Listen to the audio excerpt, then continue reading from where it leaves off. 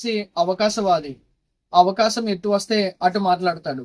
ఆ రోజున ఆయనకి పనులు జరిపించుకోవడానికి గురించి, అవకాశం గురించి ఆయన నోటుకొచ్చినట్టు మాట్లాడాడు. చాలా దరిద్రమైన మాటలు, చాలా అసహ్యకరమైన మాటలు మాట్లాడాడు. అలా మాట్లాడకుండా ఉండుంటే ఈరోజు వల్లభనేని వంశీ అదే పార్టీలో కంటిన్యూ అయి ఉంటే ఈ పార్టీకి మినిస్టర్ అయ్యేవాడు.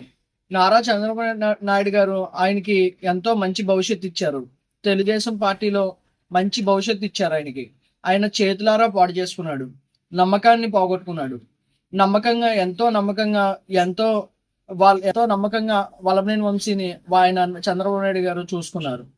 ఆ నమ్మకాన్ని అంతా పాడు చేసుకున్నాడు వల్లభనేని వంశీ. ఆయన పాడు చేయడమే కాకుండా లేనిపోయిన మాటలు ఒక్కటి ఇంకా నోటికి ఏది వస్తే అది అలా తప్పుగా ఆ రోజున పనుల గురించి ఆ రోజున ఆ విధంగా మాట్లాడడం అనేది చాలా బాధాకరమైన విషయం. ఇప్పుడు అనుభవిస్తున్నాడు. ఈ రోజు ఆయన తెలుగుదేశం పార్టీలో ఉండుంటే మినిస్టర్ ఇచ్చేవారు. ఆయనకి ఏదో మినిస్టర్ పోస్ట్ వచ్చేది. ఆ 21 ఎమ్మెల్యేలు నెగ్గిన టైంలో ఈయన ఒకడు నెగ్గాడు గన్నవరంలో.